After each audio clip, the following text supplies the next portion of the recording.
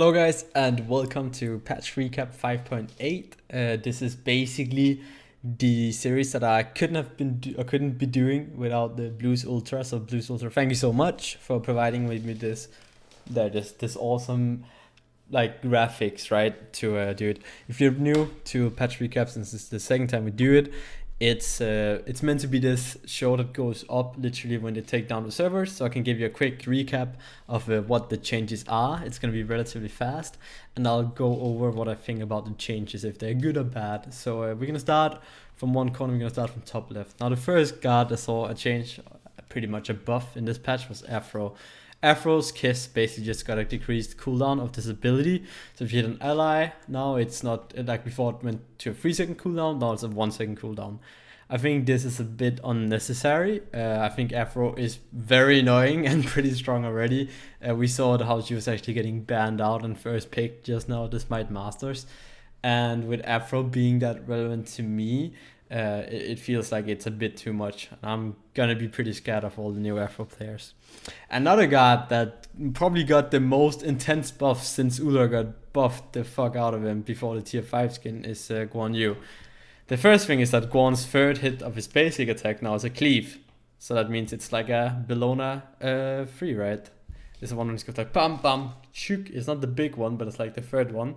It's a cleave, so it's like a Bellona 1 or 2 when she has that one out. And the last hit of Gorn, where he goes like, is gonna be have an increased range, right? Because it looks like it kind of goes further. So now he has an increased range from 12 to 16. That basically means he has the same basic attack range as Achilles. And the first two hits of Gorn's hit chain have remained unchanged. So it's only the third one and the fourth one. The third is a cleave. The fourth one is basically as long as an Achilles basic attack. Those one it goes like painless. That's Guan's passive. These stacks now only reset when out of combat rather than being consumed by a single ability. This means that you basically get the effect pretty much on guaranteed to have it on like probably 2 or 3 of your abilities while you're in a fight. And if you're in a fight and you're spamming your abilities, yeah, Guan is gonna be pretty fucking OP now, and you're gonna see Guan bans, Guan solo, Guan support. I'm definitely gonna be playing some Guan support. Missed that takes me back all the way to season 1, but I definitely think that Guan got a pretty massive buff. I think it was needed. However, I think this was way too much of the good stuff. The basic attacks changes alone would have just made him really good, but now the whole passive change of him basically being able to not consume his passive stacks makes him so much better. Now Khepri got some changes as well. First of all, they thought that Khepri was underperforming a bit, and he's been taking so many nerfs, blah blah blah, but they don't want to buff the 2, which is the ability that they have nerfed a lot. So basically they buffed Solar Flare, which is 3. So they increased the root direction or duration by 0.2 seconds on every level. That means it now goes from 1.5 to 1.9, where previously it was 1.3 to 1.7. And they also increased the damage from 50 to 250 to 60 to 280. So now your 3 actually does 30 more damage maxed more than before, and it's a big root AoE for almost 2 seconds. So Khepri players, max your 3 now before your 1 if you didn't do that already. So definitely go ahead and make sure that you do that. I think that the Khepri change is alright. I'm a bit scared that he might be too broken, or not too broken, but do really well now. However, I do think that he's relaxed from the same problem he also always had, is that he's a bit too chubby, you know? He's a bit too thick. Kuzenbo's up next. Kuzenbo got a quite substantial buff. He got his passive water ball. They increased the damage reduction per stack from 1 to 1.5, which means that he now has a maximum damage reduction of 15% instead of 10%. That's 5% damage reduction, which is pretty damn good. Like 5% more, 15 is pretty OP. And then they actually did a bit of a tweak to Kuzenbo's 2. So they decreased the damage you reflect with the 2 from 20 to 40. Well, it's 10 to 30 instead of 20 to 40. So it means you do less with your shell spikes. But they also decreased the mana cost. And this ability now decreases the cooldown of Sumo Slam as well as Nene cover by the same amount. So it was a bit of a tweak to the 2, whereas they did a big buff to his passive, 50% increase in that. So like effectivity. So I think this is an okay change.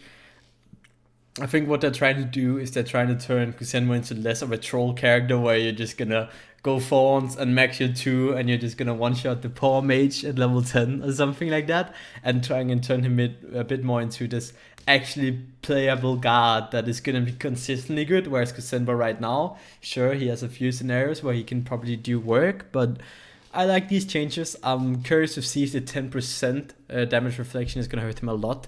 I do think that the damage mitigation is kind of make up for it, and the mana cost, and the decreased cooldown. So I think it's a good trade-off for the Kusenmo. I'm excited to see how it works out, and I think those were good changes. 4 also got a bit of a buff. They basically increased his clear, which means the amount of damage the return hammer deals to minions is now from like 50. Before it was only 50%. Now it goes up to 80. So 4's gonna have a lot of an easier time clearing minions. I guess they did this because 4 solo or 4 support, or maybe they just wanted to buff 4. They're like, yeah, well, we haven't really seen 4 in forever. Let's just give 4 a bit of a buff. It doesn't really make sense to me. It's definitely a nice like buff to 4, but I don't think that's really 4's problem right now. What 4 did really well before, right, was that he had insane jungle clear, and he was always this threat that was able to gank. But now that the map has just gotten bigger, and that I feel like junglers have way better clear by default now, just because of the new Assassin's Blessing, he kind of fell off. And I'm not sure if buffing his minion damage is what's going to make 4 more viable at all. I think it could be base damage increases or like base stats increases if you want to make 4 more relevant. I don't think this is going to do too much. Sure, it's nice if you want to play 4 support or 4 solo, but we have to remember that 4 is an assassin and he's like the perfect guard for the jungle, right? So I think 4 needs a slight... I don't even know if he needs a buff, in my opinion.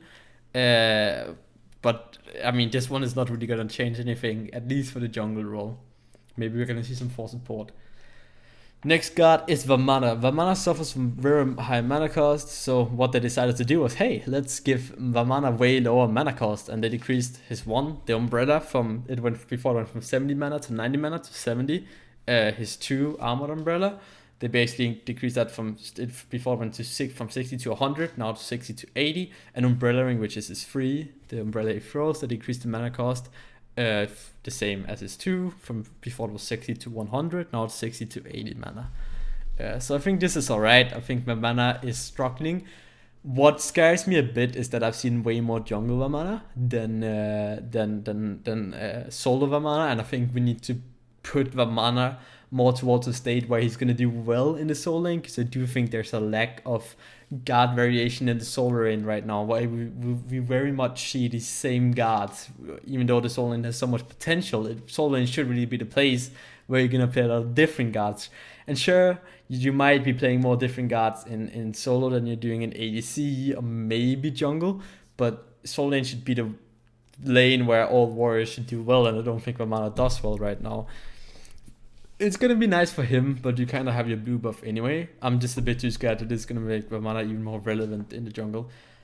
So I think it's okay, but I do think that they kind of went the wrong way about it. I don't think... Of course, he had mana issues, and that's fine, but this is only... In my opinion, this is going to make him better in the jungle than it's going to make him better in the soul lane, which I kind of dislike. The last guard that got some love in this game is like... I feel like this patch... They just buffed everything that the community hates. Like, all the guards were like, I really don't want to face this guard. Like, Afro, Xbalanque, Kusenbo, like, getting folded and cooldown. So Xbalanque got a buff where he's Dead or Night, like, his passive. This ability now stacks of player damage dealt instead of kills. Every 1000 damage dealt by Xbalanque will provide him with 1 stack.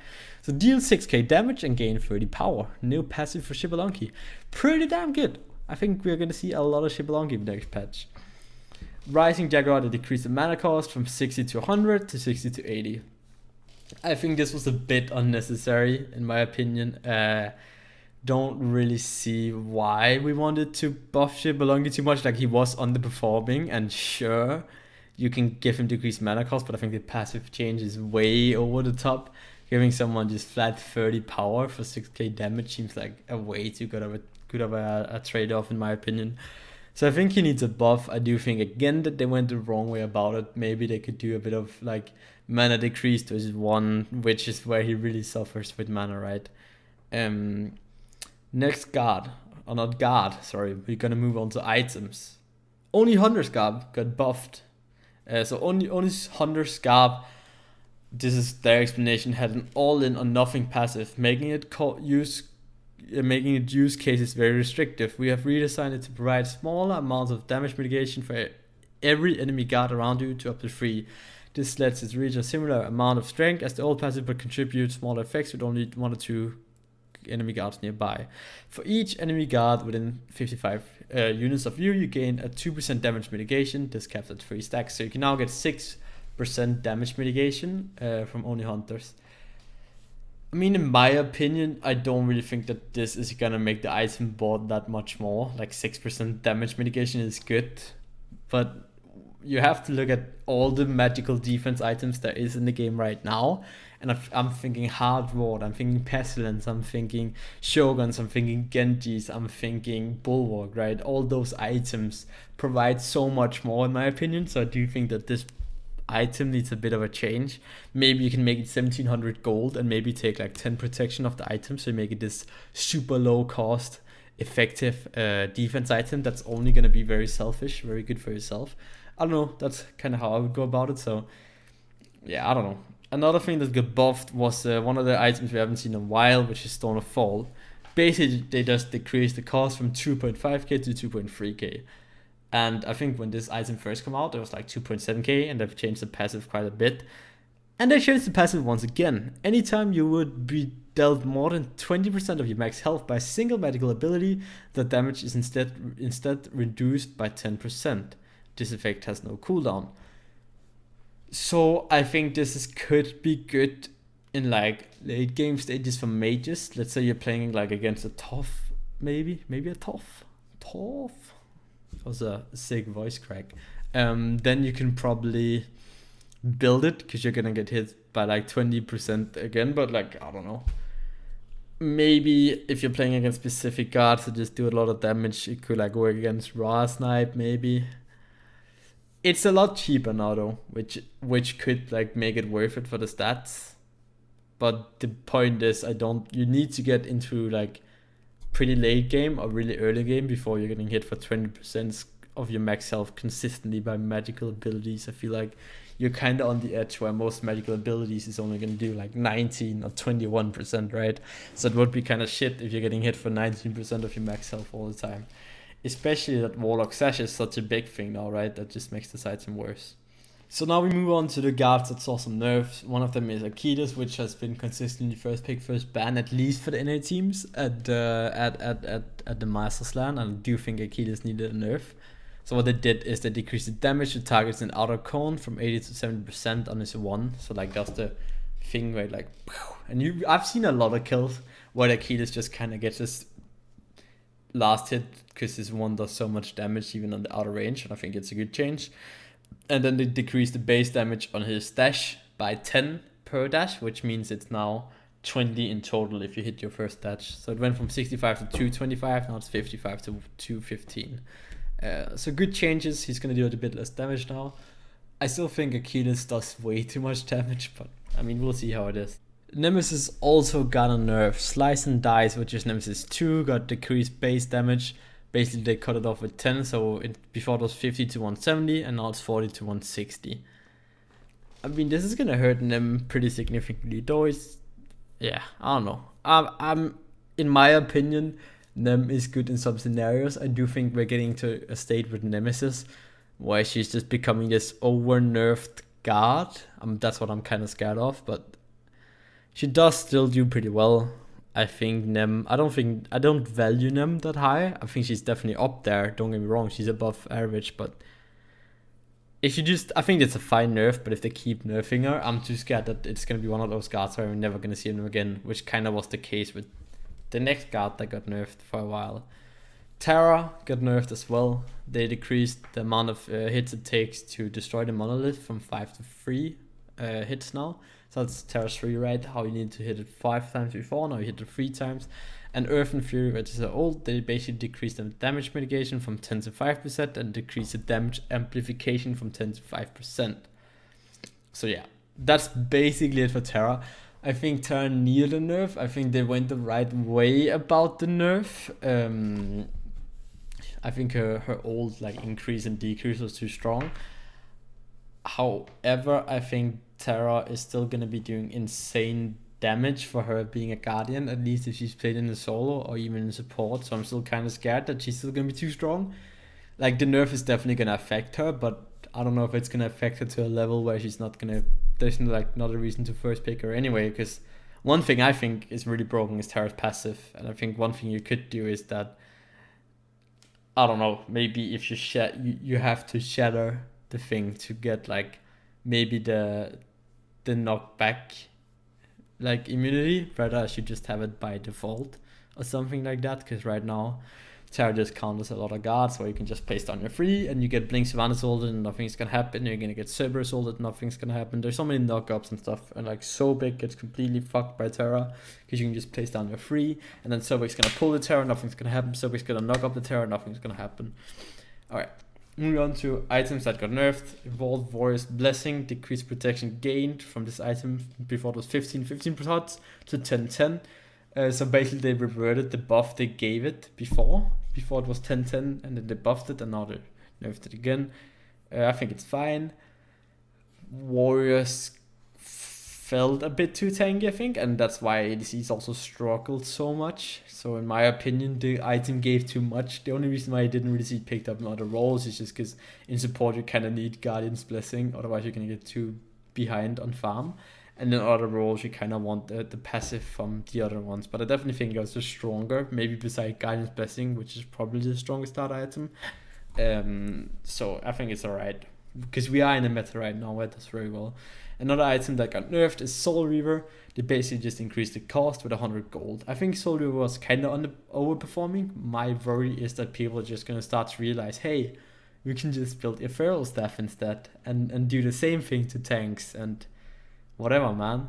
So I think it was a necessary nerf. I'm kind of excited to see if this is gonna mean more people is gonna pick up E-Staff instead of Soul Reaver, because I think E-Staff is very underrated. But we'll go ahead and see that. Alright, so it might be a bit longer this episode because we of course need to go out Chernabog, which is the new guard. He's a physical hunter. Now Chernabog's passive is God of Cold. Every successful basic attack impales the enemy with a brittle crystal. Upon reaching 3 stacks of Heart of Cold, the enemy explodes for extra damage in an area around them. So you do 15 plus 1% of your level of your total basic attack power with this passive, which means you cap out at 35% of your power. So yep, I guess it doesn't reapply. I haven't actually played the guard myself, so I assume that every you hit someone one time, apply it, and then you need to hit 3 times, and then it blows up, and then you apply it again. That's how I think it works. Chernabog's 1 is called Crystallized Curses. Chernabog conjures a large crystal of curses and hurls it at the target location, dealing damage on landing. After several seconds, the crystalline curses explode, dealing damage again and rooting any enemy in the area. The crystal can be detonated early by firing at it with Victorious Barrage. This basically I think the best way to compare it is like to a Khepri 3, but it just applies the root after 2 seconds, and it does initial damage and explosion damage. The damage is 50 to 170, 80% of your physical power. Damage explosion is 50 to 170, 80% of your physical power. So same damage, same scaling. The root duration is 1 second, and the mana cost is 60 to 80, and it gets a decreased cooldown from 15 to 11 when you level the ability. You can proc this ability faster with your 2. Chernabog's second ability, which is called Vicious Barrage. Chernabog fires an enlarged crystal shard that can pierce enemies and deals damage like basic attacks. This applies a single stack of Heart of Cold to all enemies it passes through and instantly detonates Crystallized Curses. Chernabog gains increased attack speed for several seconds after using this ability. I think the best comparison is that it is the same ability, but I think you can kind of compare it to Hachiman's 1. Not Hachiman, Apollo's 1, sorry. Or like a Neve 1. Probably Neve 1 is the best, because like Neve can explode on her weaves. you can kind of do the same with your first ability. For me, it's kind of weird that it didn't turn the abilities around, because a lot of like 1 abilities for hunters are like straight abilities, or like Apollo's 1 and other stuff, and whereas the 2 for most hunters is like big AoEs. You have like Hachiman 2 and that stuff, so kind of didn't make too much sense with the leveling of ability, but I guess that's just a little pet peeve I had. The 3 of Chernabog is called Into Darkness. Basically, you dash forward your wings in a shadowy form, dealing damage to enemies on the way and slowing them. If you collide with in a wall, you connect with it, becoming a shadow on the wall for a few seconds. You're unable to hit or be targeted during this time. You gain a second dash to leave the wall, or can cancel the ability to leave early. So you're gonna go into the wall and you're gonna chill, and then you're gonna go out, bam, and it's gonna do damage when you go out. Slows 25%, damage 60 to 120 plus 45% in physical power. So I guess that goes up to 120. Slow duration is actually 2 seconds, which is pretty good, and the mana cost is 70. Cooldown 18 to 14 seconds. Ultimate, Living Nightmare. During a brief challenging period, Chernabog summons shadows at the location of all enemies that apply a stacking slow and last for 8 seconds. Chernabog can select any of the shadows clones to fly towards. Once he reaches the location, he takes the place of a shadow, refreshing his cooldowns, as well as temporarily obtaining damage mitigations, extra movement speed, and every attack triggers Heart of Gold. It's basically a global Ravana ult that has way more damage mitigation and gives you movement speed and applies his passive, and you get bonus stats, and you slow the enemy for 8 seconds, and the mana cost is 80 to 120. The cooldown is 110 seconds, but yeah, it's pretty good. It doesn't do damage upon like going up there, so it's not like a Ravana ult where you do damage on a Fiend ult where you do damage. I think the whole thing about this guard, in my opinion, Chernabog, is that from what I've seen and from what I've heard, he feels a bit too weak throughout like mid game and late game. He doesn't do so well because you kind of don't get to utilize your ult, and if you do utilize your ult, you're very often gonna get punished. Let's say you ult to the soul lane, you're gonna have to back and walk all the way back if you're playing ADC, or if you're playing mid, I guess it's a bit better. But in general, I think he kind of lacks like stuff. I think he's just struggling hard with clear. I think he give him a few tweaks and he's gonna be pretty good. I think his third ability is gonna be pretty interesting, but yeah. So one of the most probably hated things Hyros has ever done has taken place, or is going to take place. It's called Divine Uprising, which is an event. And now, because everyone went kind of mad, it's probably the most cost-effective event you're ever going to see besides the God Pack, so buy it. They're going to kick off the Divine Uprising event, and basically you're going to join Bellona, like meeting the new Pantheons. You can unlock all the rewards in a chapter to unlock an exclusive skin. For the Slavic chapter, the ultimate reward will be the Galactic Voyage Chernabog. You can unlock all the rewards in all 3 chapters to unlock the limited tier 5 Divine Dragon Bellona skin. So I guess it's going to be one of those things where you just buy in with gems every time, and then you gotta kind of do some quests or something, right? So it's going to be pretty exciting. I'm not going to go over all the skins. You guys can kind of see them over there. So that's pretty much it. I hope you guys enjoyed this patch recap 5.8. It did become a bit longer because Chernabog is a thing and Divine Uprising was a thing. Again, thanks to you Blues Ultra for providing me with this awesome graphics. You guys should go ahead and follow him. There's links to all his stuff right over there under the infographics. Go and follow him on all his social media. There'll be links down in the description as well, so you guys can actually click them.